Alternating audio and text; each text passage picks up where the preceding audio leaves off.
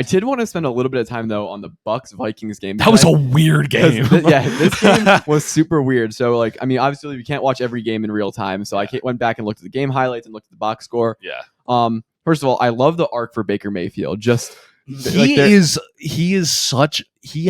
like the Western gunslinger vibe of like, he shows up in a town, he makes it like his own, and then eventually he gets ran out of that town, goes to a new town, makes it his own, he gets ran out there, and now he's in Tampa, he's doing his gunslinging again, and he's dropping his head to get first downs in the fourth quarter. And I love that he doesn't have anyone behind him that is at all threatening. Like, it's Baker's job for the year. Hey, Kyle Trask. Don't disrespect. They would have already played Kyle Trask. Yeah. So it's Baker's job for the year, and he can do what he wants with it, and that makes me like, I'm just excited that he has like the full season of runway. A hot take. I like Baker. Like, I know he's not good, but I like him. He's funny. He's fun. Like, I like him. He's just like, he's kind of just like a big jock that like puts his head down and runs through people, and like, I just like that and he's kind of an ass sometimes, but I like that. Like, since he's been a journeyman, I think he has this like low key maturity to him. He's like, humble now. Yeah, he's like humbled like, in press conferences and stuff. But when he's on the field, he's still like flexing when he like runs down into someone. I'm like, I like that. Yeah, he got ragdolled by a dude on the Vikings, but he still got the first down. Got up, immediately started chirping him. Yep, like without hesitation, nearly started a fight. I love it. Like, I might watch more Bucs games this year because I want to see. Genuinely, because I like watching Baker Mayfield. Exactly. They might blow the game. They might lose by 40. I don't care. I like watching them. I'm sorry, Jacob's team putting up 29 points today is crazy. Ooh, that's rough. But this is stereotypically how you lose a football game if you're the Vikings and you're the better team. You have 3 turnovers, 2 fumbles by your quarterback in the first quarter, and then you throw a red zone interception, and that's just the perfect way of losing a football game when you're by far the better team. Because if you look at the game highlights and just the stuff, you're like, Justin Jefferson had a good game. Kirk Cousins threw for 300 yards. And you scored 17 points on the Bucs, which are not like a great defense, but it's because you turned the ball over 3 times. Yep, because they just lose possessions that they could have scored on. Yep. Because it's a 3-point game. You easily, if your red zone interception turns into a touchdown and you get field goals on the other 2 plays, we're talking about you covering the spread. Yeah. And beating the Bucs.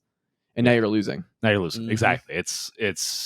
That was, everybody was so high on the Vikings, like all these sports analysts. They were like, the Vikings are easily going to win this division. Meanwhile, it's like they looked like ass against the Giants. Yeah. Yeah.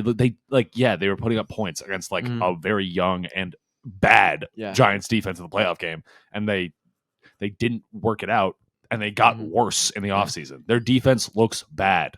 Yeah. It's not good. But I will say, this does not mean the Bucs are good. No. I want to make that very clear. The Bucs are very, very bad. This is not complimenting the Bucs at all. This is just that the Vikings are not as good as people say. I think the Bucs need to do this thing where they try to sell at the trade deadline a little bit, because they have some really good pieces defensively, but their team is not good enough. Mike Evans is not coming back. They need to just rebuild next year. So I think they really should try to ship off some pieces to like contenders and try to get like a first or a second. For a team like the Eagles, if you're trying to trade one of your linebackers away, the Eagles could really use that, like get a first or a second. Oh wow! So you just want the Eagles to just get everybody? I do, yes. We need to sell our soul for a ring. But I think the Bucs should really start to like sell people away, because it's just not, they're not a good team. Even like scoring 20 points on the Vikings, unless their defense massively improved and I'm unaware about it.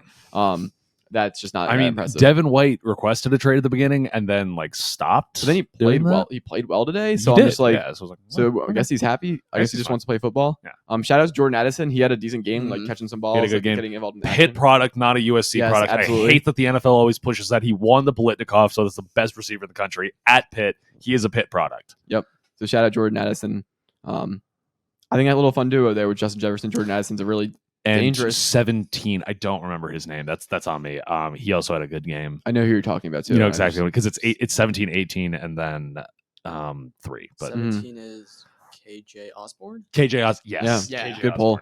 He always slips my mind, but he's a much like bigger receiver than Justin Jefferson and Jordan Addison, and I think they have like a really good like 1, 2, 3 there. Yeah. Where Justin Jefferson is the clear like number 1 wide receiver, but then you have a good jump ball receiver in KJ. It's just a shame the quarterback is aggressively mid. Yes, I was waiting for you to just say that he's bad. No, you're right. He is aggressively mid, and you know.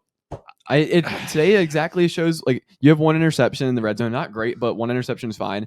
But then you have 2 fumbles, one on just a mishandle off the snap, and then another one you just get steamrolled, but you don't hold on to the football, and that's that's what mid quarterbacks do. They just like they can have games where they like he lost the game for the Vikings today.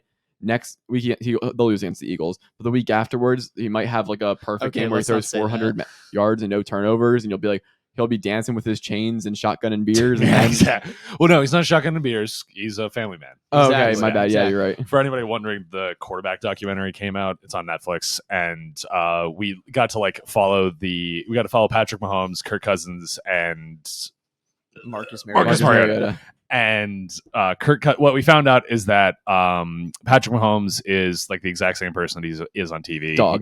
Dog. Marcus Mariota, very, very humble, very chill guy. Would love to meet him.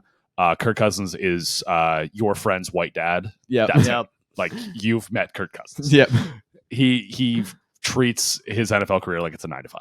And I don't blame him for it. I don't blame him. You got a bag. He does.